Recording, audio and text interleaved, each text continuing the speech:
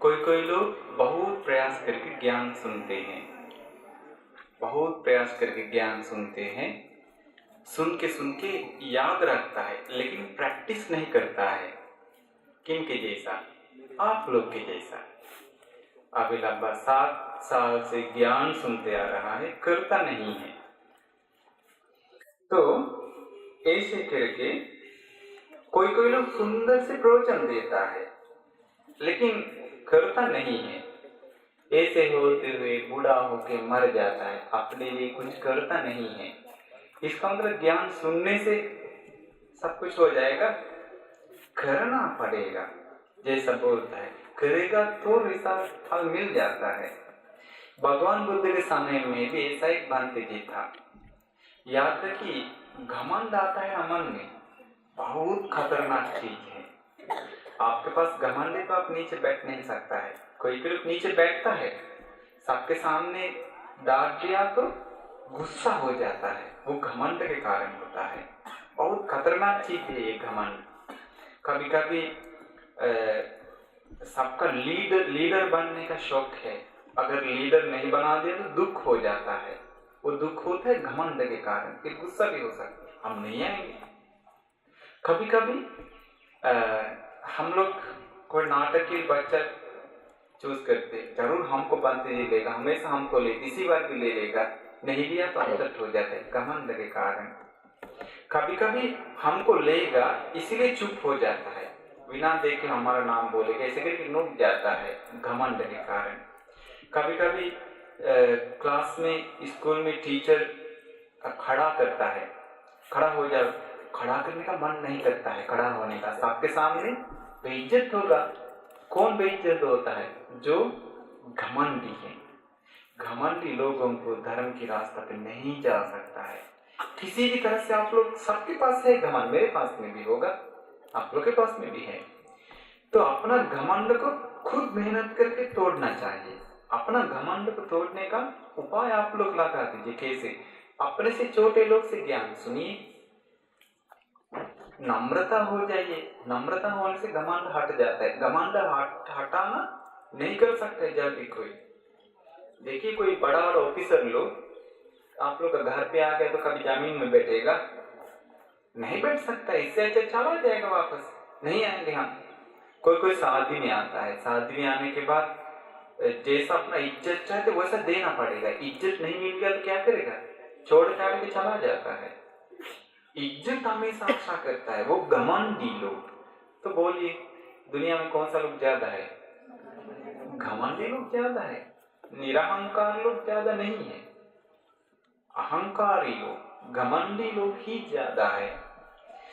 तो ये भगवान बुद्ध के समय में एक बंते जी था। बंते जी का नाम पोठिल। पोठिल, क्या नाम है? पोठिल बंते जी। ये पोठिल बंते जी बहुत ज्ञानी है, बहुत जानता है, सुंदर से प्रवचन देता है, सब कुछ समझाते हैं। एक दिन भगवान बुद्ध बंते जी को देखा आंखें बंद करके, अच्छा बंते, लेकिन हमेशा ही ज्ञान बता के रहेगा, अपने लिए कुछ करेगा नहीं,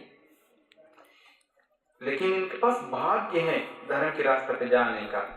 अगर हम इनका भाग्य नहीं निकालेगा तो भाग्य मर जाएगा, ये भी मर जाएगा, फिर ये खड़ा नहीं हो पाएगा। ये दूसरों से मिलने वाले सत्कार, सम्मान, इज्जत पर फंसा हुआ है। ऐसे होता है ना, दूसरा लोग इज्जत करने लगेगा तो अपना मार्ग भूल जाता है ना। तो ऐसे हुआ है। भगवान बुद्ध देखा अगर प्यार से इसको समझाया तो ये समझेगा नहीं, डांट के समझाना पड़ेगा इसको, सबके सामने इसको अपमान करना पड़ेगा। ऐसे करके भगवान बुद्ध सबके सामने अपमान किया, इनको नीच दिखाने के लिए, कल्याण के लिए, नीच दिखाने के लिए नहीं। एक नीच पोटिल, कहा है वो नीच पोटिल? इधर आओ नीच पोटिल, अभी नमन करो नीच पोटिल। ए नीच पोटिल, बैठो अच्छे से। ए नीच पोटिल, अभी जाओ। हमेशा सबके सामने नीच नीच पोटिल करके आमंत्रण करता है। ऐसे आमंत्रण करते समय बंते जी का चेहरा लाल हो गया, अपसेट हो गया, क्यों सबको ज्ञान बताने वाले गुरु को ऐसे बोलता है भगवान बुद्ध। फिर ये पूरा सोचने लगा, भगवान बुद्ध कुछ बोलेगा तो जरूर कल्याण के लिए बोलता है। मैं तो भगवान बुद्ध के पूरे वाणी याद है मुझे, 500 चेला लोग मेरे पास है,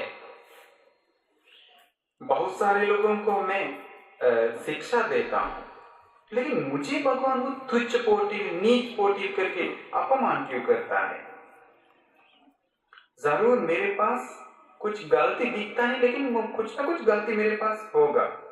फिर सोचने लगा, हाँ बाकी बंदे लोग तो अरहत प्राप्त किया, अभी तक मैं अरहत प्राप्त नहीं किया, अभी धर्म की रास्ता पे हम नहीं गए, भले ही हम ज्ञान बताते हैं लेकिन अभी तक हम छोटा है।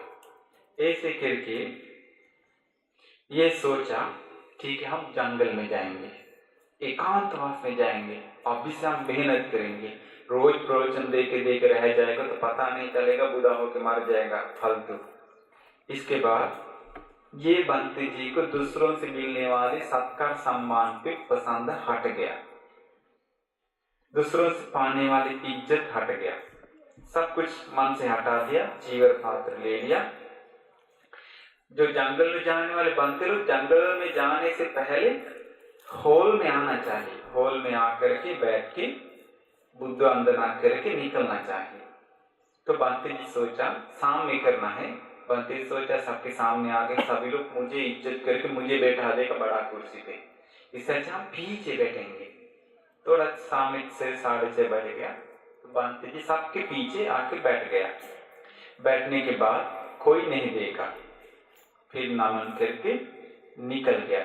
दूर एक आश्रम था, उसी आश्रम में 30 बंते जी लोग रहते थे।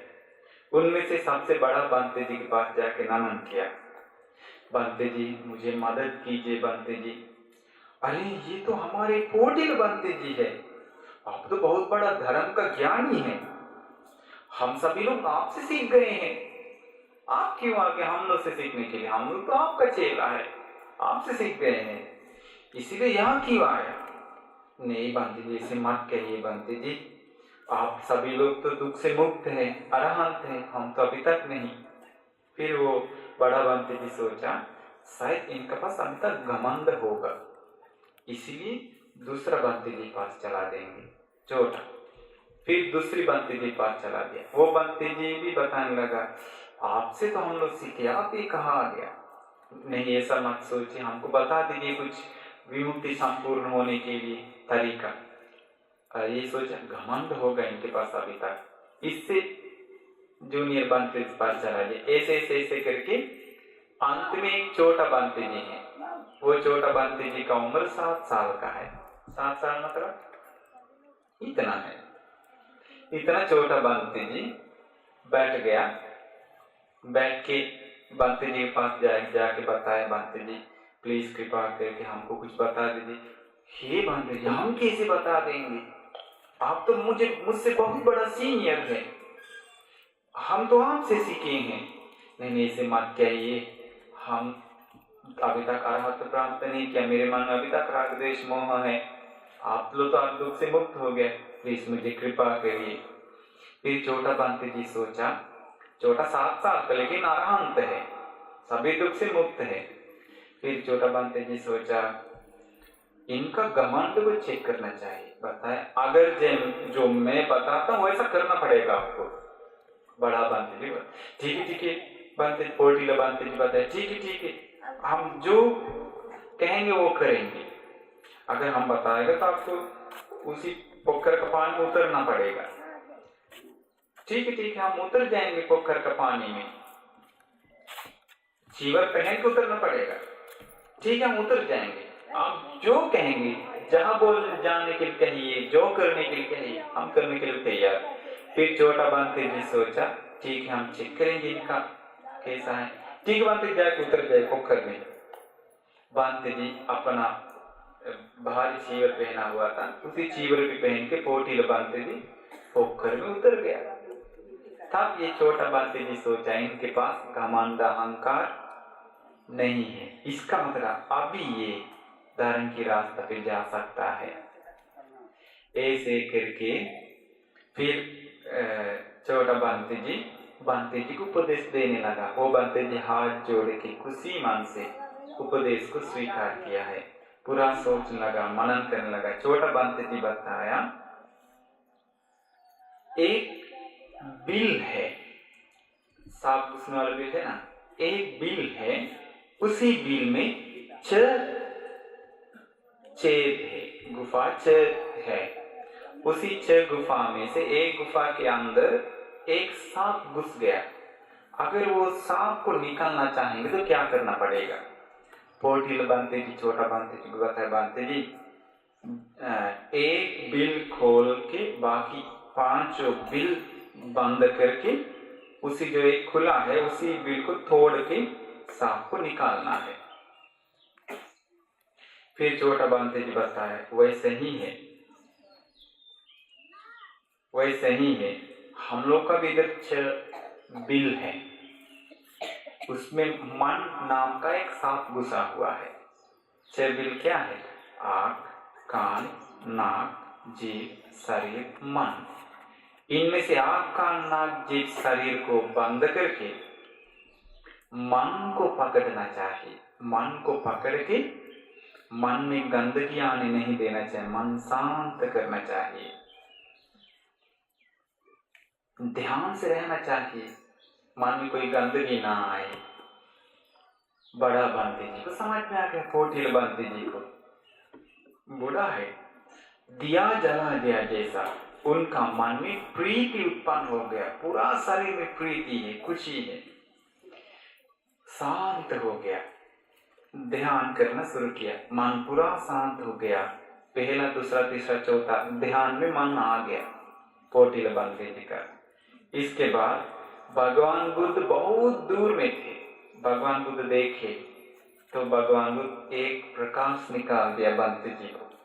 प्रकाश निकाल के एक सुंदर गाथा बताया। बोलिए, योगा विजायति भूरि अयोगा भूरि संख्यो एतं द्वेधा पतन्यत्वा